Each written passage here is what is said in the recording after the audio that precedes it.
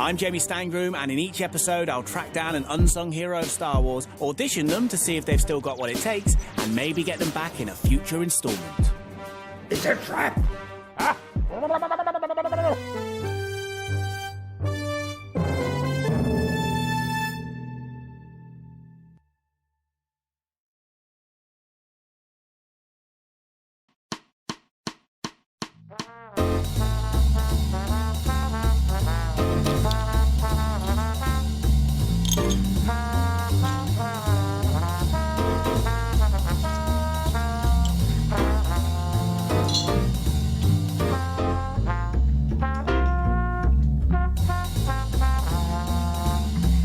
Gentlemen, the time has come once again to discuss things.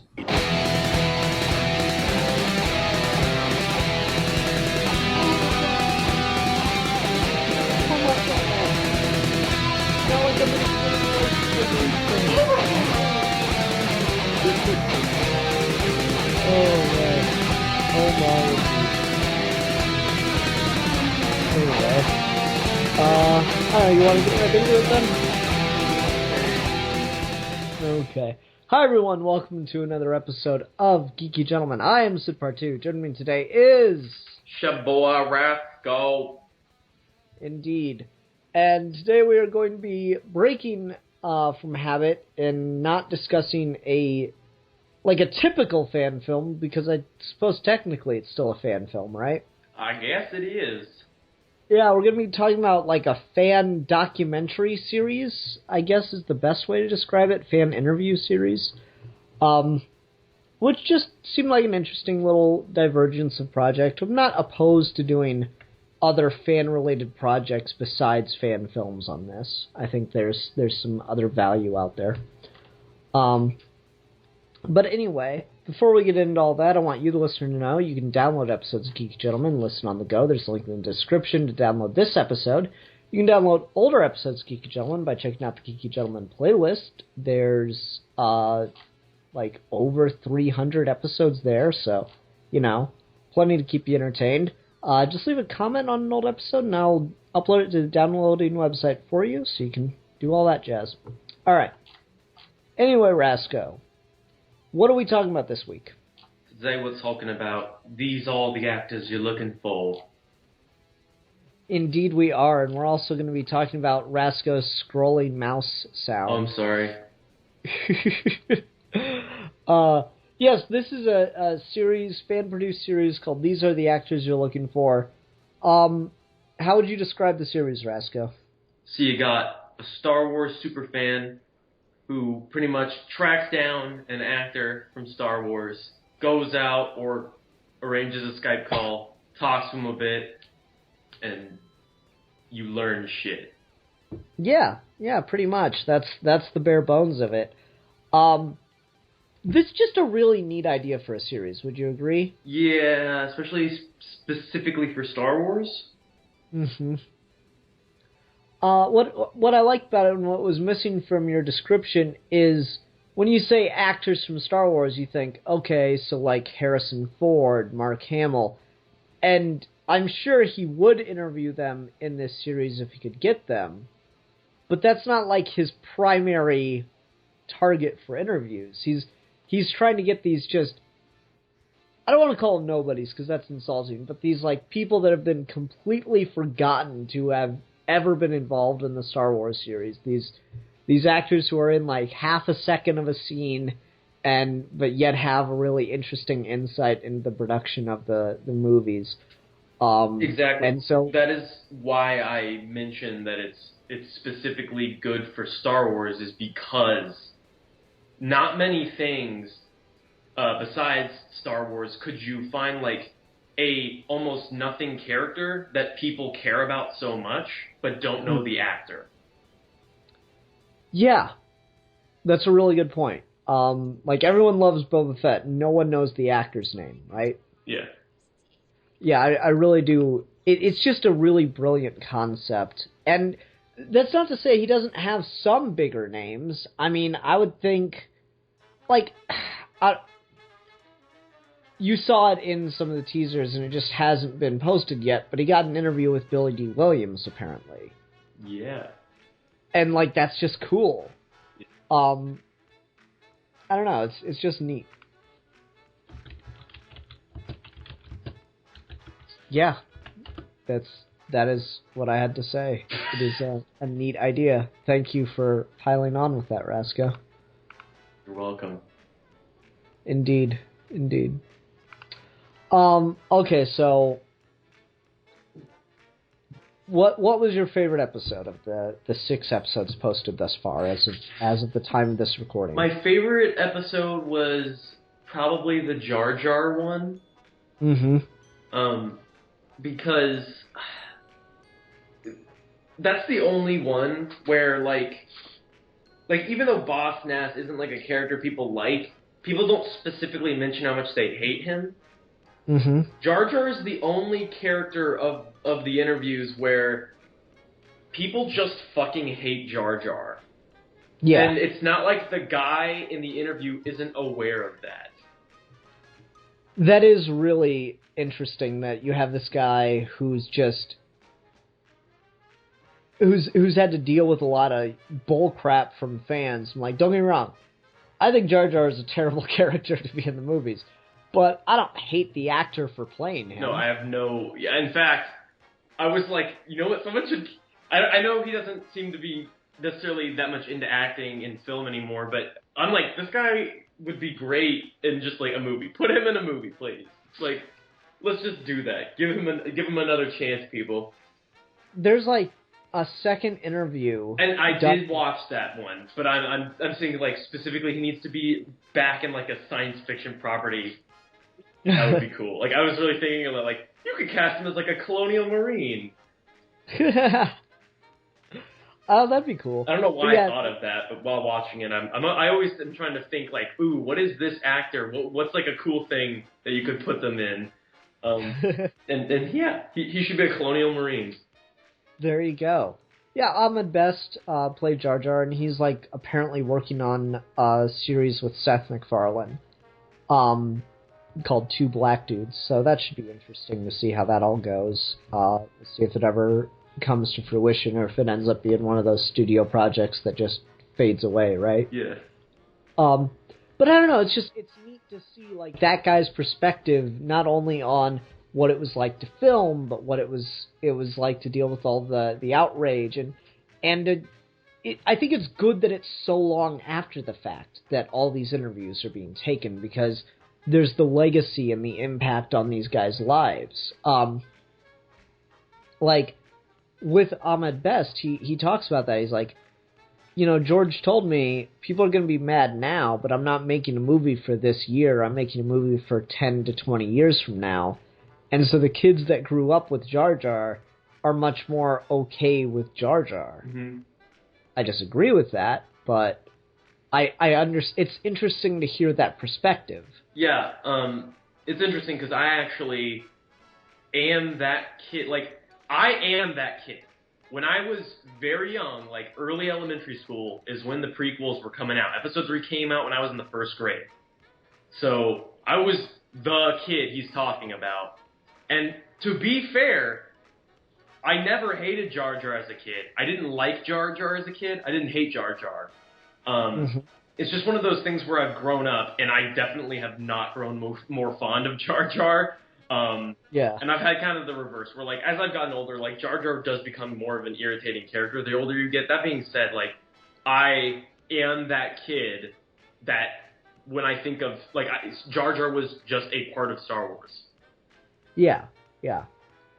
And I don't know, it's interesting to hear that one. That episode's what, like, really blew up, and it's what introduced me to this series. Like, that episode has, I think, like, 600,000 views at the moment compared to every other episode, which is, like, hovering around 25K. Mm-hmm. If I'm not mistaken. For me, I think my favorite episode was the Greedo Shoots First, which is episode 2. Mm-hmm. And that's the interview with Paul Blake. who played Greedo. And what I like so much about this is, especially the older movies, because we're dealing with the same thing now with the newer films. With the older movies, it's so fascinating to find out what a shit show the production was. Mm-hmm. I love this story that the dude tells in this episode, where he's like, how'd you get the part? Oh, George said they needed someone to play Greedo. I was working with Anthony Daniels on something else, so they let me come by and gave me the role for Greedo. So he didn't even have to audition. And, like, that's just hilarious. That story is, hey, we need someone to play Greedo? I know a guy. He's hired. Oh, get him in here. Yeah, that is so that situation. And, like, there's so many reasons that shouldn't work, that should lead to, like, an awful film. Yeah. But it just didn't. It's just so fun to see that. And, like, you know, now we're dealing with very much the same thing. Like you've talked about with J.J. Abrams getting Oscar Isaac back into the film because originally Poe Dameron was supposed to die. Yeah. And it's just like, oh, I solved it. We're just going to bring you back without really explaining much. That's awesome. I love it. It's like the exact same mentality of like, no, we don't care. It's just cool. Yeah, definitely. That's the thing. Like, you never know how. It's so weird because like when you see a film, you're seeing like this very pristine, you know, like perfectly polished product. Mm-hmm. And it's such like a rough cut process to get to there. It's just all of these kinds of things happen, and a million different little tiny decisions are made during the making of a film, and sometimes they drastically impact the direction moving forward. Certainly, and it's fascinating to find out all that. Like again, when he's got the episode where he's interviewing the two Little People actors who play different random parts, mm-hmm. like the one guy was an Ewok, the other guy was a Jawa. Like I love it. It's just like, oh hey, can you fit inside Jabba's tail? Yeah, cool. You get this part. Like I just love how flying by the seat of the pants everything was, because you do think of films as this like perfectly maintained thing, and we were talking about this last week with this episode will be a week later, but whatever. We were talking about this with the idea of mastering chaos in art, where there's so many things just all going on at once, and to get something as awesome as Star Wars out of it is like even more impressive when you know all the craziness going on behind the scenes. Mm-hmm. Yeah. Something that was really exciting, I guess, for me is like I always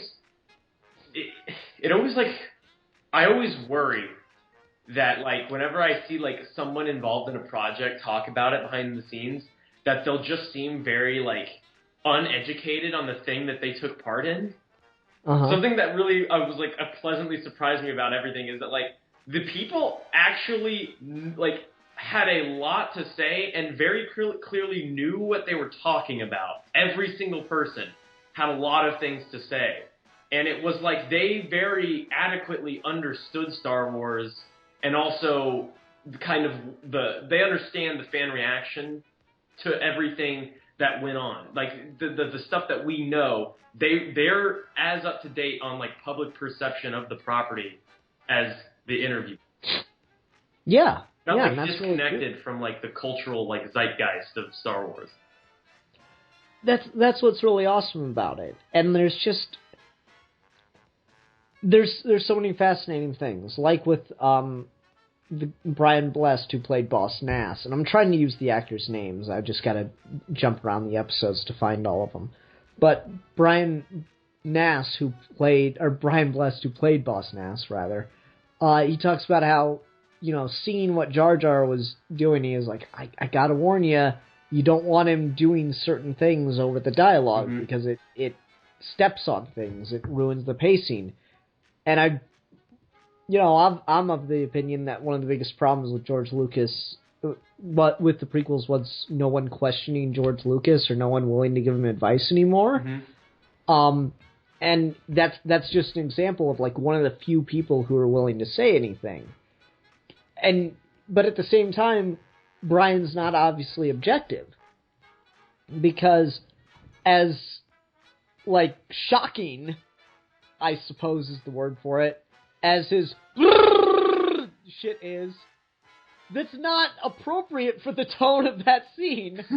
And it's crazy to have left it in there, but Brian Blessed is just like a really charismatic guy, and to see him do something that wacky is super entertaining. And so I can totally understand wanting to play to his ego and leave that in there, but they should never have done that. It's weird, because I almost feel like that actually would fit in, like, the original trilogy, but the prequel trilogy is so, like, emotionless for the most part that it doesn't work in the prequel trilogy. Fair enough. I don't know, it's, like, kind of interesting, because you hear Ahmed Best talk about this, and you hear Brian Bless kind of mention it. There was no, like, Andy Serkis, this whole idea of motion capturing a performance like this wasn't done yet. Yeah, that was something I was like, oh, I haven't ever even thought about that. Yeah, the Jar Jar was one of the first, like, on-screen humanoid characters done fully in CG. What a great one to be in the history books. Right. Again, the prequels are more about pushing the technology than making good movies, unfortunately. But he was one of the first ones, like, to be done that way as far as, like, a major motion picture. There were, like, screen tests, obviously. But to hear Brian Bless talk about how he was physically there and they animated around him is really interesting. Because we kind of do that now, but not quite. And I don't know, I find that whole thing fascinating. Yeah, that guy, again, like, that guy, yeah, the whole weird, like, that whole thing is weird, but that guy's a freaking actor, dude. He is an actor, like, because he seems like a crazy person, but when he talks, he actually makes a lot of sense. If you just, like, sift through the, like, ridiculous personality, you're like, okay, this guy actually is probably, like, a master of the craft. And that was the big thing, is, like, everybody really actually felt like it's especially Boba Fett. That was one of the ones where I was like, wow, that guy, like, actually has a lot of incredibly thoughtful things to say, and he's just a guy with a helmet on in the movies, right? And you don't expect that, really. Well, what's really funny is, like, Jamie Stangroom, however you say this dude's name. Sorry, Jamie. I'm sure he's listening. I've actually talked to him in the comments on his videos a couple times. He is a Star Wars fan, but the right kind of fan where he knows when it's okay to poke fun at things. Yeah. But he doesn't take it too far. So, like, in the Boba Fett episode, I love that after, like, 2 lines in the interview, he has a little thing pop up that says he has now spoken more words in this interview than in his entire screen time in Star Wars. Yeah, and he shows, like, how you can fit all this dialogue in, like, a tweet. That's so funny! Yeah, that's good. That works. That's pretty fucking awesome. Yeah, it's so incredibly hilarious. And he's also just a really good interviewer, because, you know, these guys have been dealing with fans for years. They have a certain understanding of how to deal with kind of the wacky fan. I'll use a kind term. But he knows somehow how to just bring a certain light out of people by asking them not just about things related to Star Wars, I think, but by asking them about their experiences in acting, asking them about their craft. So it's not about who would win in a fight, Darth Vader or Princess Leia with Force powers. It's like, so what did you find interesting, or what attracted you to working on Star Wars? It's like this really, it's a good way to cut through what I feel like they're used to. And it really brings people out for this. Yeah, that's totally true. Again, like, I really don't like the type of interview question where it is really just these like ridiculous what ifs that ultimately don't matter in the grand scheme of things. I agree. I definitely like how he again, similar to the actors, he's aware of, he's not like in a fan bubble. He's kind of like a fan who's been able to take a step back and look at the fandom and the films and kind of understand both what fans want to know, what fans think, but also he knows the kind of stuff that you would actually want to talk about if you're someone who was a part of Star Wars. I like when he talks to the actor who played Greedo. Sorry, I don't know any of their names, but when he talks to the actor who played Greedo and he... Paul Blake. What'd you say? Paul Blake. Okay, so when he's talking to him, and he asks him about, like... He asks him some question about, like, is he, like, in any way, like, maybe, like, irritated or something that he's probably going to be remembered for playing Greedo over, like, anything else he ever did? It was something like that. It wasn't exactly, like, are you sad about this fact? But it was kind of like, what is it like to be, like, most known for this role? And, yeah, like, that's a question. Like, that's a question that you don't necessarily get all the time from interviewers, and it's a lot more personal. Like, I much more care about when an artist is being interviewed. Like, you ask them about, like, their personal relationship to the art, not about, like, commercial garbage that no one really gives a shit about. Pretty much. That's my point. Oh, no, it's you're dead on. That's what makes these fascinating, is they could just be, these could be so boring, but they're just not, right?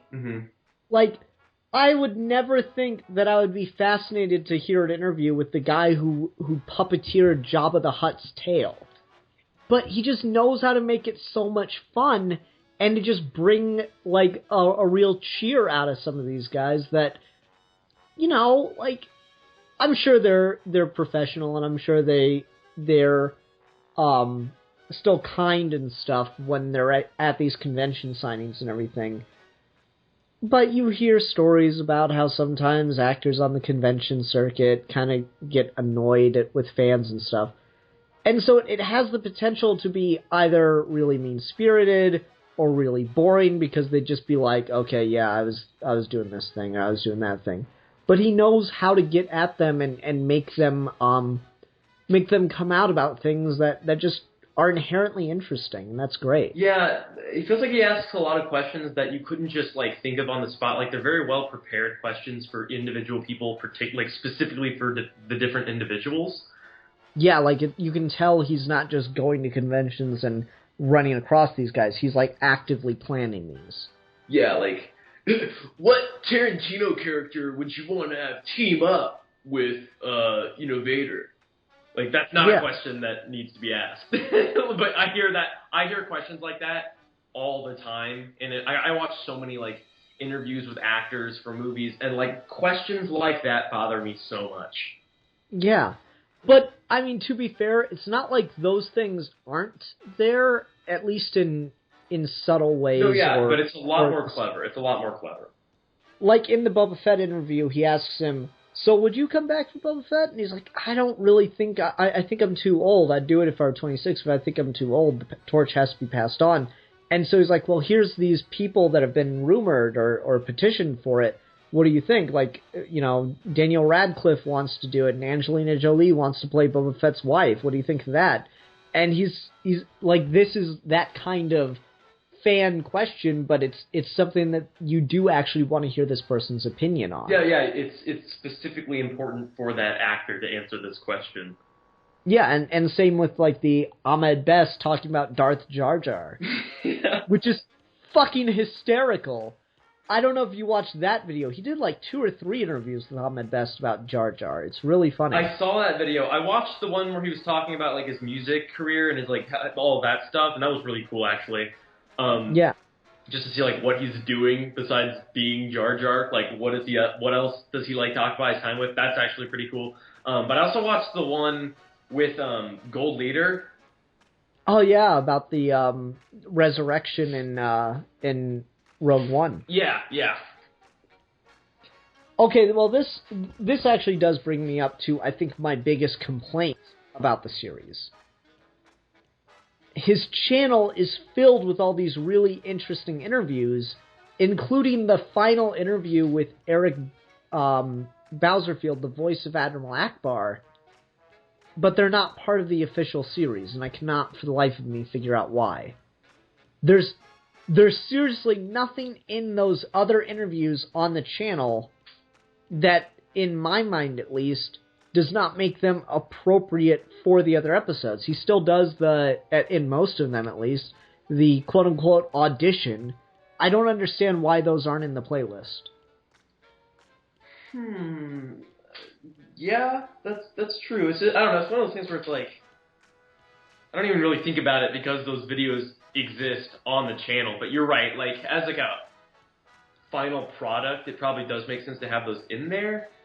Yeah, I don't understand why those aren't part of the official series. Like, maybe I need to read through the video descriptions or more closely watch some of the episodes or some of the interviews, but a lot of them feel like, you know, they belong in the official series.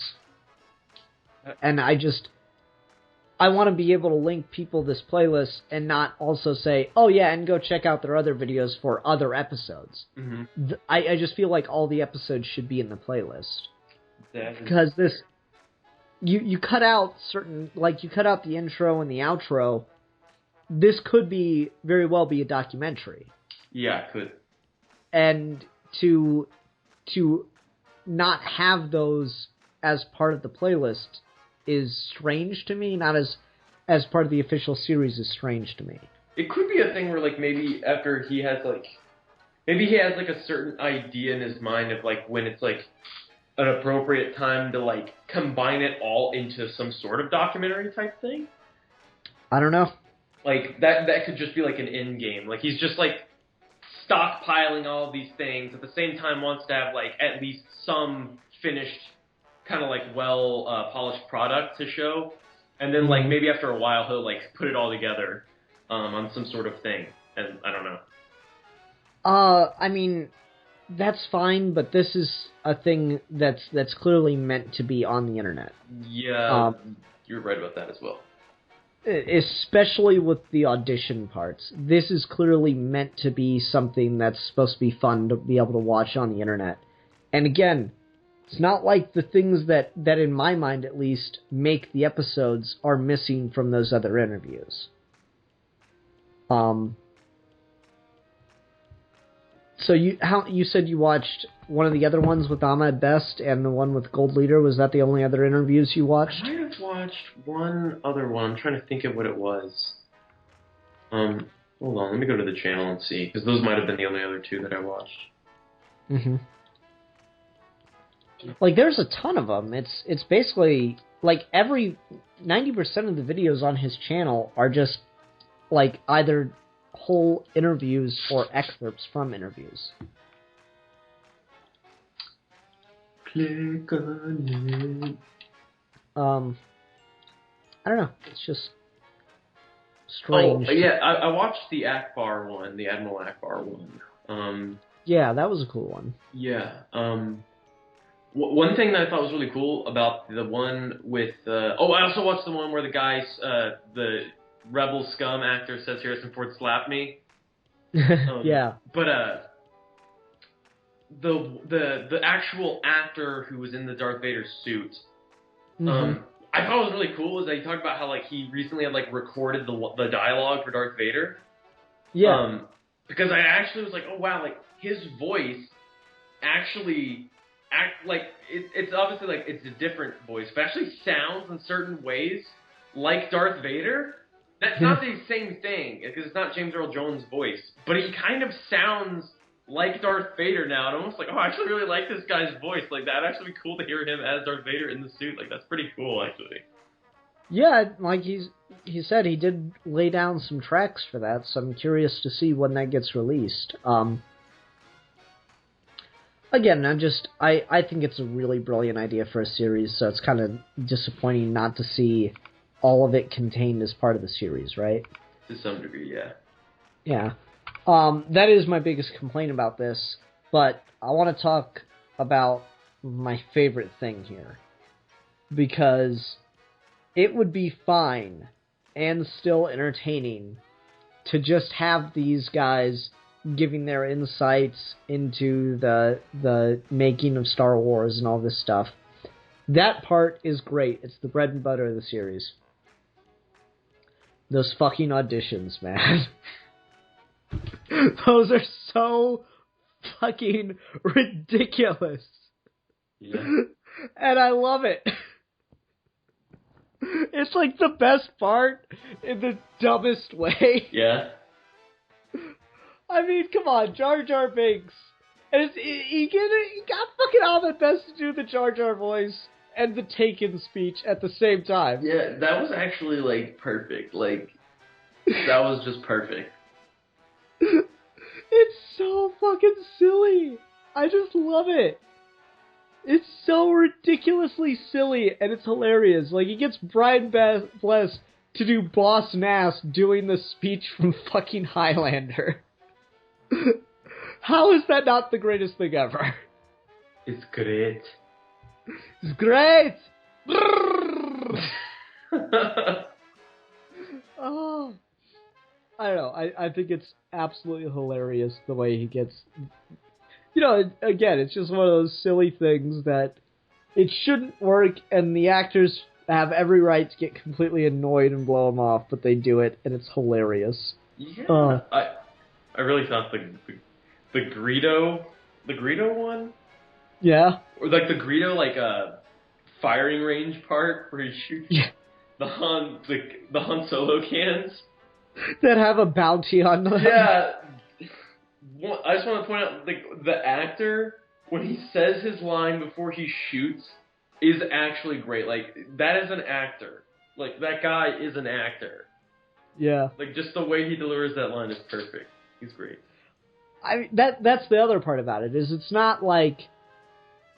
I won't say always, but it's not like these guys are just half-heartedly going, okay, yeah, may the Force be with you. It's not like that. Like, he actually gets Boba Fett to fucking stand up and do, like, a motivational speech about bounty hunting. Yeah.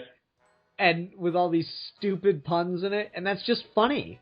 It's just, like, he's actually going for it. He, like, the whole bit on cloning in that interview is ridiculous, too, but so funny. the part where he tells that story about the guy who got his signature tattooed on after he just was like sign my leg, and then he went and got tattooed. Yeah, that's crazy. It is. Like, and you just it's fascinating to get to hear those kinds of stories of not only what was going on film, but like what they've dealt with in relation to Star Wars as well. Mm-hmm. That just makes it even more fun. Yeah, and again, these are things that would not be as interesting if it were not Star Wars. Like, it's a specific thing about Star Wars that people really give a shit about things that in other movies they just, don't even think twice about. Mm-hmm. Like, behind every single thing in Star Wars, there is a really interesting story, both in just, how the character was achieved, but also in the background complications to getting that character to at least even just exist, right? Yeah, I really like the Dave Prowse, the guy who physically played Darth Vader. He just goes, "Oh yeah, I'll just pick up the Emperor and throw him." Yes, that is so do badass. That? You can do that? I was the strongest man in Britain. I got this. That is awesome. That's actually really cool. Man. And then there's a little bit of drama. I never realized that the guy who played Darth Vader, George Lucas, hasn't talked to him in 30 years. Oh, so sad. Yeah, it's a little bit of backstage drama. I was a bit surprised by that.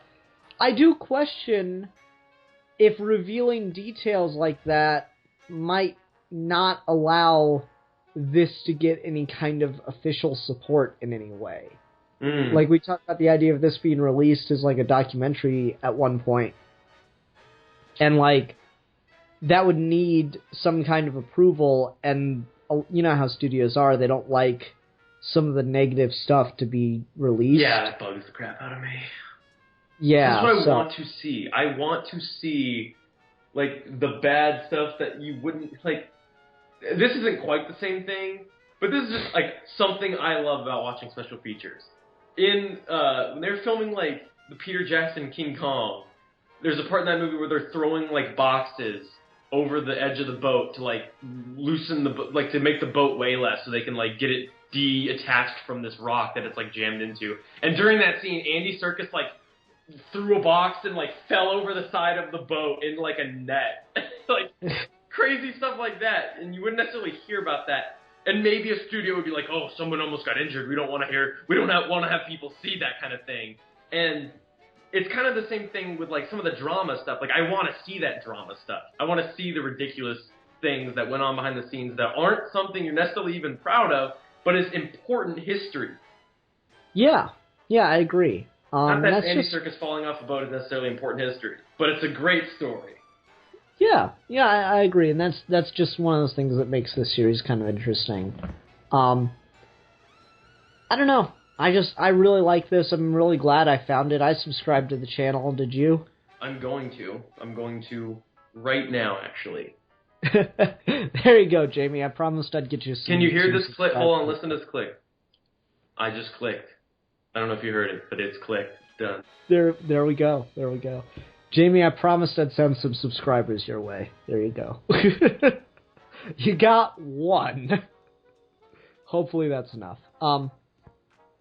No, but I highly encourage people that are Star Wars fans, certainly, but just even if you're a fan of filmmaking, because there's a lot of interesting stuff you can discover just by listening to these guys. Like, Amon Best talked about this. He's like, George Lucas was my film school.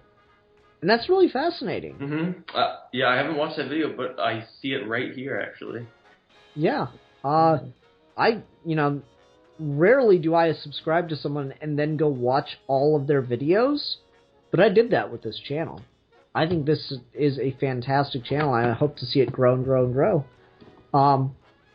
So everyone, thanks very much for listening. What's going to be our rating on this episode, Rasco? I'm going to give this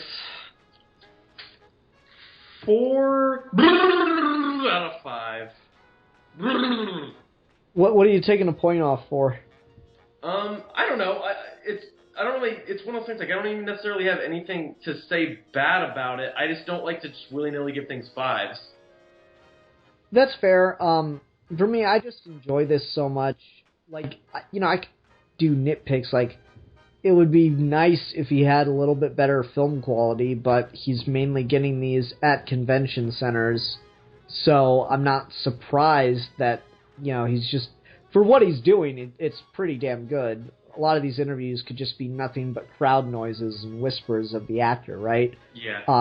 So, film quality-wise, it could be a little bit better, but it's certainly watchable, which is good. Yeah, I don't have anything major to complain about, other than I just wish that he would put a lot of his other interviews in the playlist as official episodes of the These Are the Actors You're Looking For series. Anyway, so yeah, that's why I'm giving it 5 out of 5 Han Solo cans with bounties on them. That Greedo finally gets in one shot.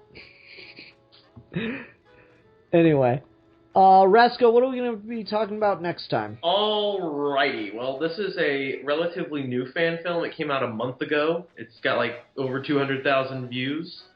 Nice. And the thumbnail has some pretty good-looking costumes. So it is Miles Morales' Final Day, a Spider-Man fan film.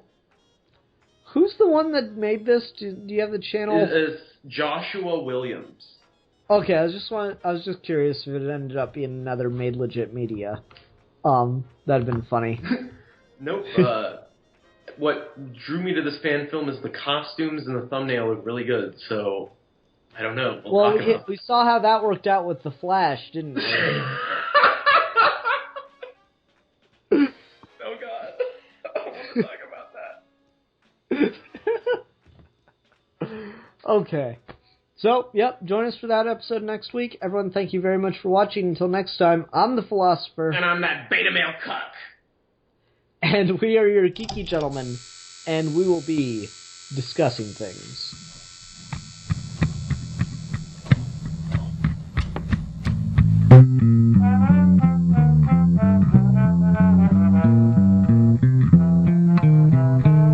Music for this week's episode of Geeky Gentlemen was provided by One Ton Mass Rocket, 331 E-Rock, and Larry Elgert.